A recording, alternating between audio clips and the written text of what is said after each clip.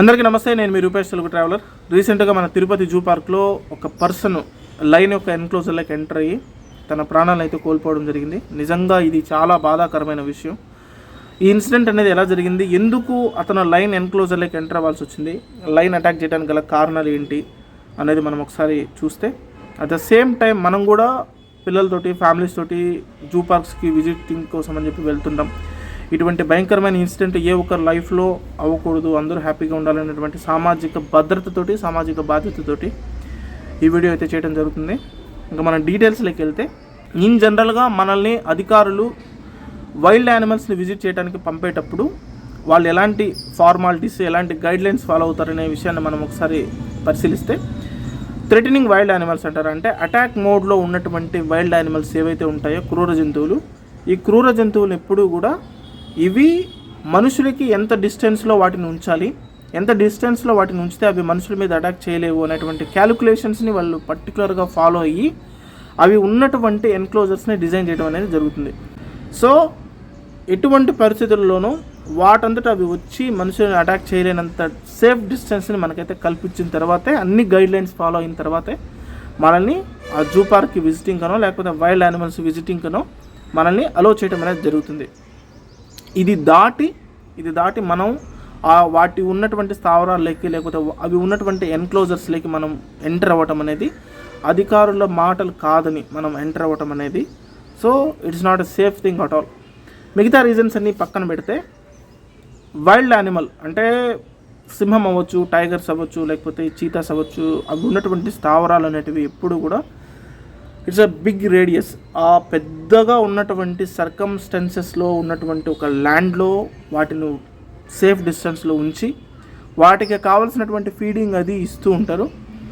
అవి కూడా చాలా అగ్రెసివ్గా, ఆరగంటగా ఉంటాయి. ఎందుకంటే వైల్డ్ యానిమల్ అనేది మనం చూస్తుంటాం చాలా వీడియోస్లోనూ, ఒక ఎలుగుబంటి మనిషిని తినేయడమో లేకపోతే ఒక సింహం ఒక పాపను తినేయడమో ఇట్లాంటివంతా చూస్తుంటాం. రీసెంట్గా మన తిరుమలలో కూడా ఇలాంటి ఇన్సిడెంట్ అనేది జరిగింది.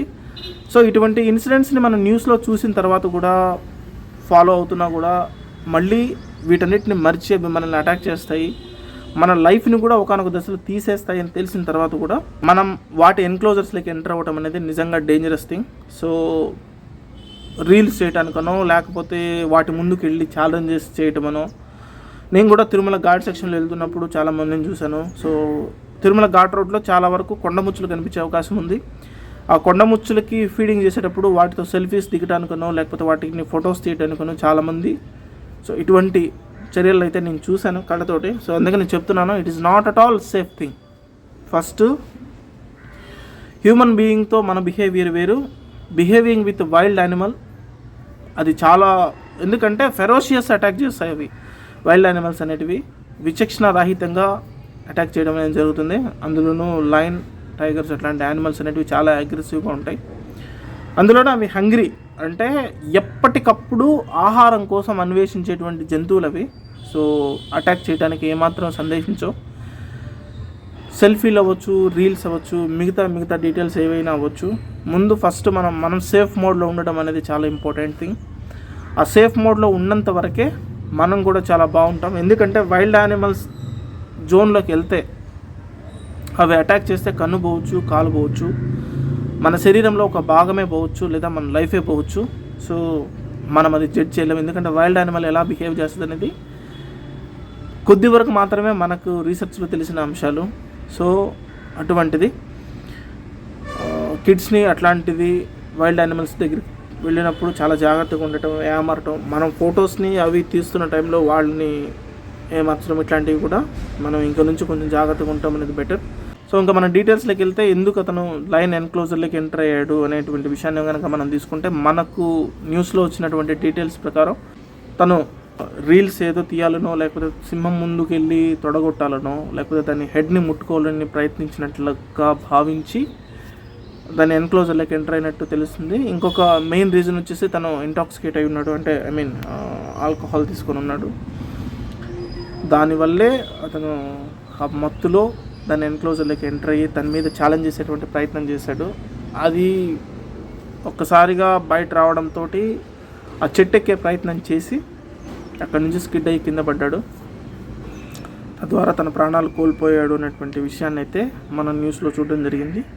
సో ఏది ఏమైనప్పటికీ entering in to the wild animal zone is the most dangerous thing. ఇక్కడనే కాదు, ఏ ఒక్క పార్క్లో అయినా సరే, ఏ ఒక్క వైల్డ్ యానిమల్స్ తిరిగేటువంటి ప్లేస్లో అయినా సరే, వైల్డ్ యానిమల్స్ అనేటివి ఎప్పుడు కూడా అగ్రెసివ్గానే ఉంటాయి. జనరల్గా థ్రెటనింగ్ వైల్డ్ యానిమల్స్ అంటే క్రూర జంతువు ఎప్పుడు కూడా ఇంకొక లైఫ్ని చంపి అవి ఆహారాన్ని పొంది వాటి ద్వారా అవి సర్వైవల్ అనేది ఇట్స్ ఎ నేచర్ థింగ్. దానికి తెలీదు ఇతను జారి పడ్డా, కావాలని ఎంటర్ అయ్యాడా, లేకపోతే నాతో ఒక రీల్ చేసుకుని వెనక్కి వెళ్ళిపోతాడా, ఇతను వదిలిపెట్టేద్దాం అనేటువంటి సెన్స్ వాటికి ఉండదు. అవి ఎప్పుడు always in attack mode. So ఈ విషయాన్ని దృష్టిలో ఉంచుకొని మనం జూ పార్క్లకు కానీ లేకపోతే వైల్డ్ యానిమల్స్ ఉన్న ప్లేసెస్కి మనం వెళ్ళినప్పుడు ఎంత సేఫ్ డిస్టెన్స్లో ఉండాలో మనం ఉండి దూరం నుంచే వాటిని చూసి వెళ్ళిపోవటం అనేది ఉత్తమం. ఇందులో ఏ ఒక్క బౌండరీ మనం దాటినా, ఇందులో ఏ ఒక్క లైన్ మనం దాటినా లైఫ్ అనేది రిస్క్లో పడవచ్చు. చాలామంది విజ్ఞానవంతులు, చదువుకున్న వాళ్ళు అందరూ ఉన్నారు. నేను చెప్పే విషయం మీ అందరికీ అర్థమై ఉంటుంది. కాబట్టి please be in safe mode.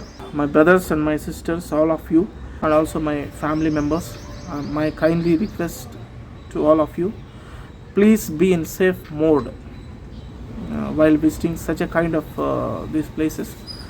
So అది పిల్లలతోటి ఇటువంటి ప్లేసెస్కి వెళ్ళినప్పుడు మరింత జాగ్రత్తగా ఉండాల్సినటువంటి అవసరం కూడా ఉంది. అది అందరికీ నమస్తే. Thank you.